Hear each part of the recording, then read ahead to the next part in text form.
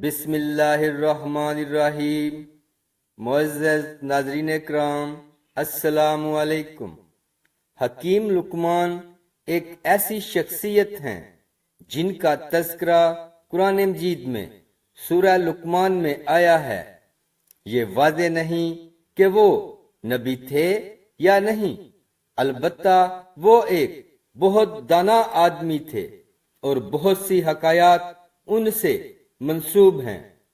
ان کی حکمت بھی مشہور ہے اور اردو کی مشہور مثل ہے کہ وہم کی دوا تو حکیم لقمان کے پاس بھی نہیں، یعنی ان کو حکمت کی معراج سمجھا جاتا ہے۔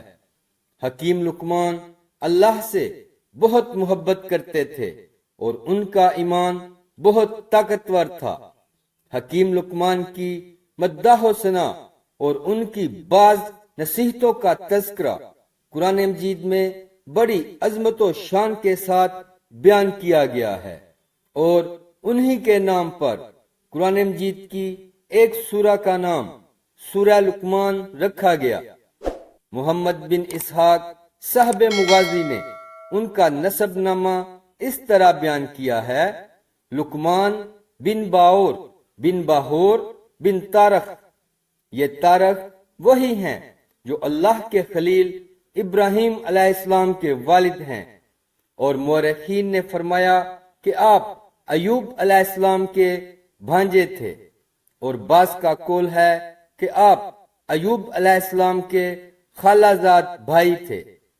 حکیم لقمان نے 1000 برس کی عمر پائی، یہاں تک کہ داؤد علیہ السلام کی صحبت میں رہ کر ان سے علم سیکھا، اور داؤد علیہ السلام کی بعثت سے پہلے آپ بنی اسرائیل کے مفتی تھے۔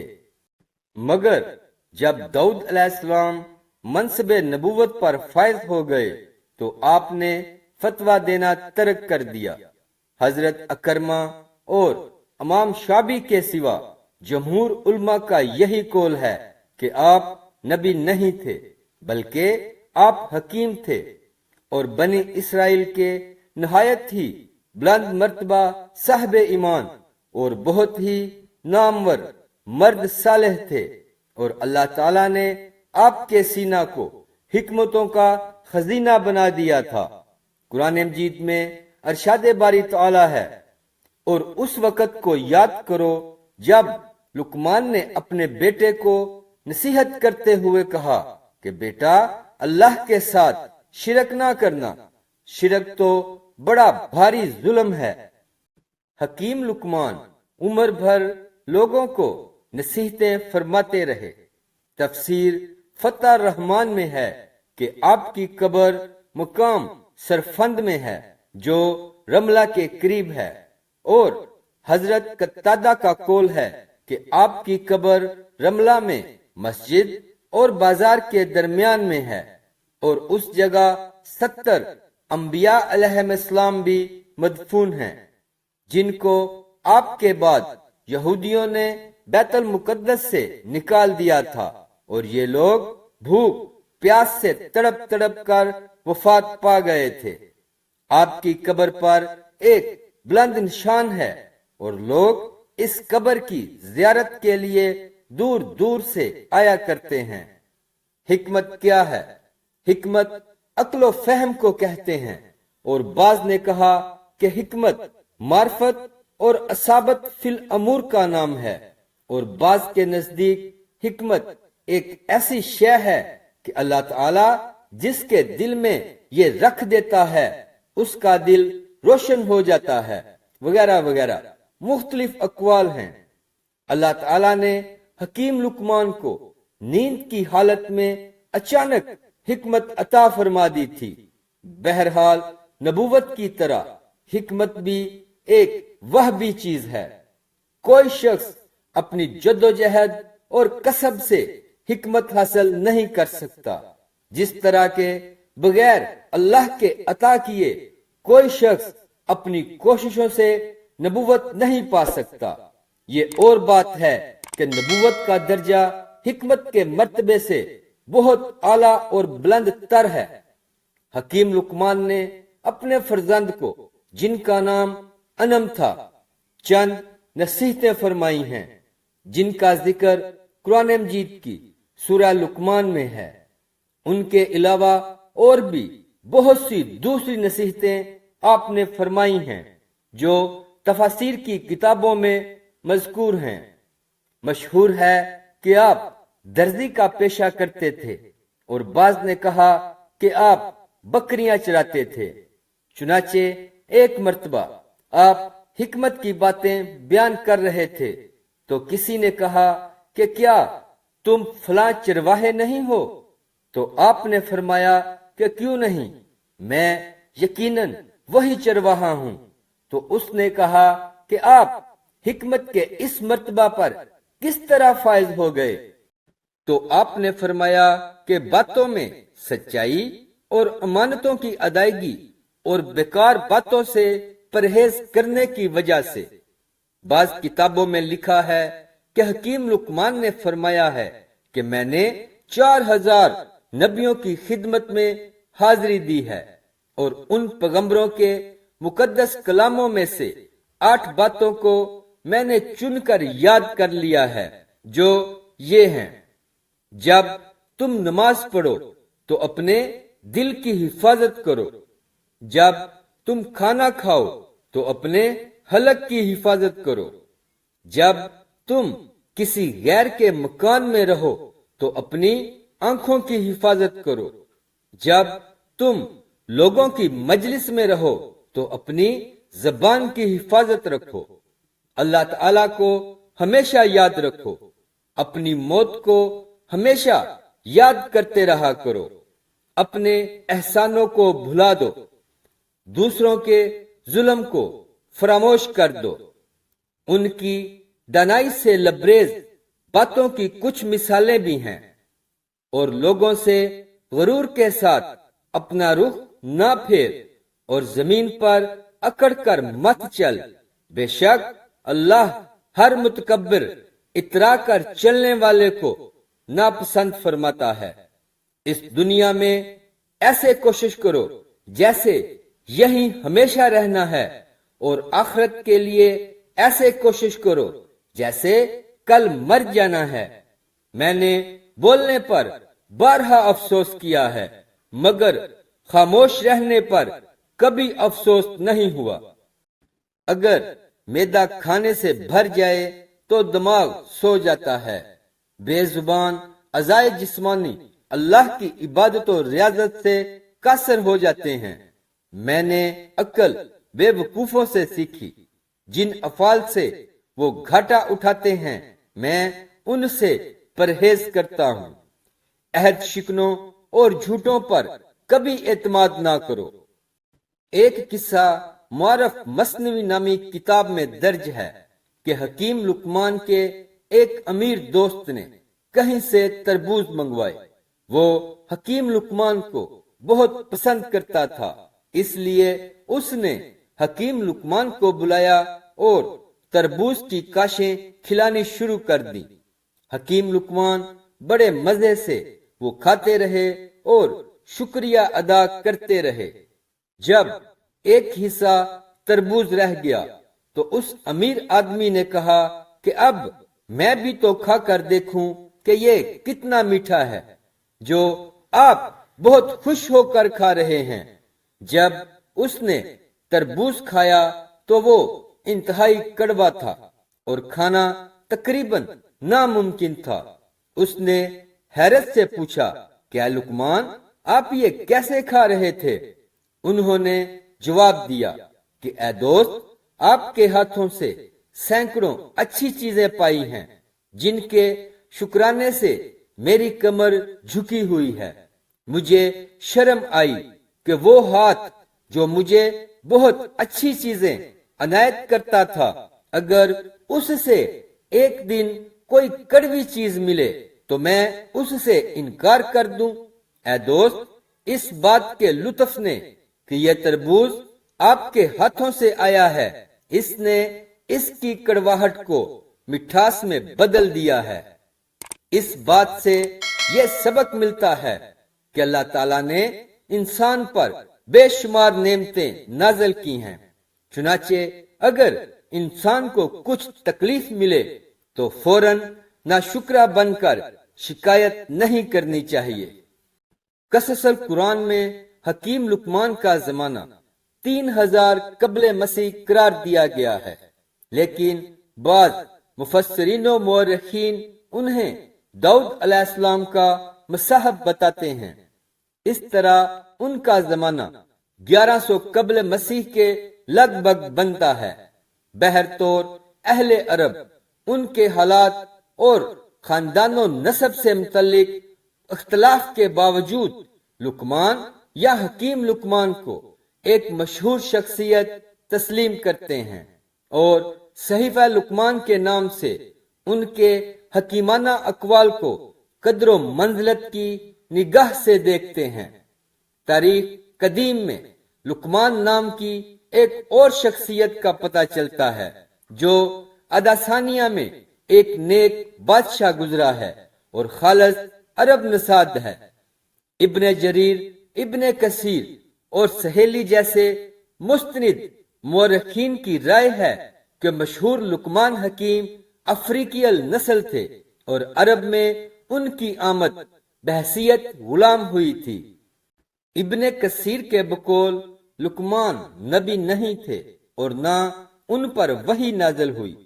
قرآن مجید کی کسی سورہ میں بھی ایسا کوئی اشارہ موجود نہیں جو لقمان کے نبی یا رسول ہونے پر دلالت کرتا ہو۔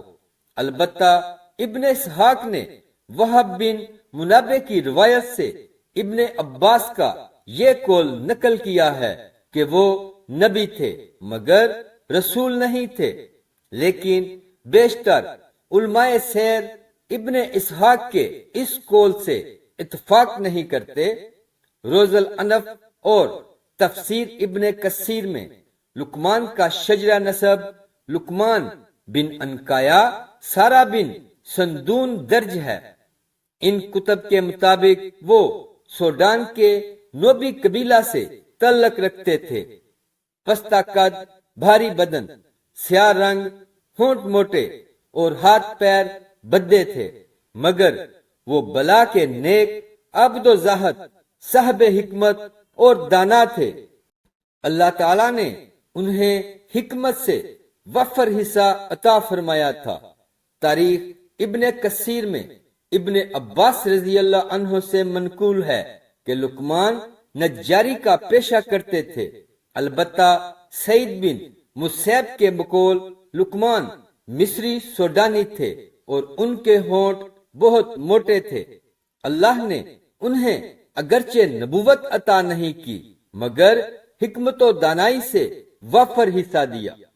عبد الرحمن بن حرملہ کہتے ہیں کہ ایک مرتبہ ایک حبشی سعید بن مسیب کے پاس آ نکلا اور کچھ سوال کیا۔ انہوں نے کہا کہ تو اس بات سے دلگیر نہ ہو کہ کالا حبشی ہے، اس لیے کہ سوڈانیوں میں 3 آدمی دنیا کے بہترین انسان ہوئے ہیں، بلال حبشی رضی اللہ عنہ، عمر فاروق رضی اللہ عنہ کا غلام مہجہ اور لقمان حکیم جو سوڈانی نوبی تھے اور ان کے ہونٹ بہت موٹے اور بدے تھے۔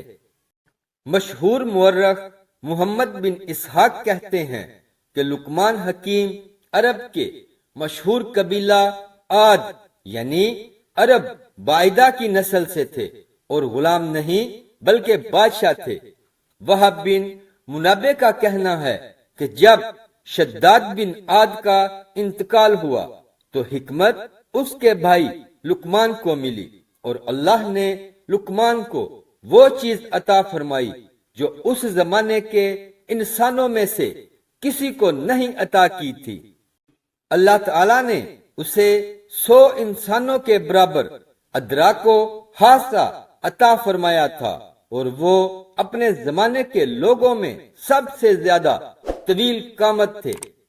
وہب یہ بھی کہتے ہیں کہ لقمان بن عاد کا نسب ملتاتا بن سلک بن وائل بن حمیر تھا اور وہ نبی تھے لیکن رسول نہیں۔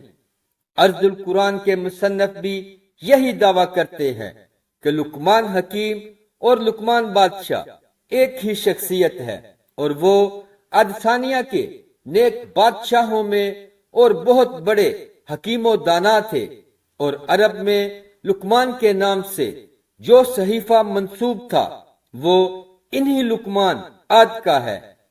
قصص القرآن میں سورہ لقمان کی آیت 12 تا 19 کا جو ترجمہ درج ہے، اس کے مطابق لقمان نے اپنے بیٹے کو جو نصیحتیں کی ہیں ان میں ان باتوں پر زور دیا ہے کہ لوگوں کے ساتھ حسن و اخلاق کے ساتھ پیش آنا چاہیے، یہ نہ ہو کہ از راہ غرور منہ موڑ لیا جائے، اور نہ اللہ کی زمین پر اکڑ کر چلو۔ میں یہ اس لیے کہہ رہا ہوں کہ اللہ تعالی مغرور اور اکڑنے والے کو پسند نہیں کرتا۔ ہمیشہ رفتار میں میانہ روی قائم رہنی چاہیے، اور آواز گفتگو میں نرم رکھو، اس لیے کہ چیخنا چلانا انسانوں کا کام نہیں۔ اگر کرخت اور بے وجہ بلند آواز پسندیدہ چیز ہوتی تو گدھے کی آواز قابل ستائش سمجھی جاتی، حالانکہ اس کی آواز بدترین آواز شمار ہوتی ہے۔ اس کے علاوہ نصیحت کی کہ اللہ کے ساتھ کسی کو شریک نہ ٹھہرانا، شرک ظلم عظیم ہے۔ قصص القرآن کے مصنف کہتے ہیں کہ حکیم لقمان اگر غلام ہوتے تو اپنے بیٹے غلام زادے کو یہ نصیحت نہ کرتے، اس لیے کہ غرور و نخوت، خود بینی و شیخی، کرختگی و خشونت ایسے اوصاف ہیں جو بادشاہوں، شہزادوں، متمول و صاحب اقتدار انسانوں کے اندر ہی کثرت سے پائے جاتے ہیں۔ مصنف نے اس امر سے بھی اتفاق کیا ہے کہ لقمان حکیم اور لقمان بادشاہ ایک ہی شخصیت ہے، اور وہ عاد ثانیہ کے پیغمبر ہود علیہ السلام کے پیرو تھے۔ وہ حبشی الاصل نہیں بلکہ عربی النسل تھے۔ بعض روایتوں میں آپ کا غلام ہونا بیان کیا گیا ہے، جو اس بات کا ثبوت ہے کہ آپ نبی نہ تھے، کیونکہ غلامی نبوت کے منافی ہے۔ انبیاء کرام اعلیٰ نسب اور اعلیٰ خاندان ہوا کرتے ہیں، ان میں بہت سی بھلی عادتیں تھیں۔ وہ خوش اخلاق، خاموش، غور و فکر کرنے والے، دن کو نہ سوتے، غسل کرتے، لغو باتوں سے دور رہتے، ہنستے نہ تھے، جو کلام کرتے حکمت سے خالی نہ ہوتا، اپنی اولاد کی وفات پر بالکل نہ روئے۔ وہ بادشاہوں، امیروں کے پاس اس لیے جاتے کہ غور و فکر، عبرت و نصیحت حاصل کرتے، اسی وجہ سے انہیں بزرگی ملی، اور دنائی کا تقاضا ہے کہ جو اصل ہے اس کو پہچان لیا جائے۔ لہذا اللہ تعالیٰ نے فرمایا، اس پر تو میری شکر گزاری کر، شکر گزار کچھ مجھ پر احسان نہیں کرتا، وہ اپنا ہی بھلا کرتا ہے۔ پیارے دوستو، دین کی بات کو پھیلانا اور دوسروں تک پہنچانا بھی ایک صدقہ جاریہ ہے۔ اگر بات اچھی لگی ہو تو لائک کر دیں اور اپنے دوست احباب کے ساتھ شیئر ضرور کریں۔ اسلامک ویڈیوز کے لیے سبسکرائب کریں اور ساتھ بیل کے بٹن کو بھی پریس کر دیں۔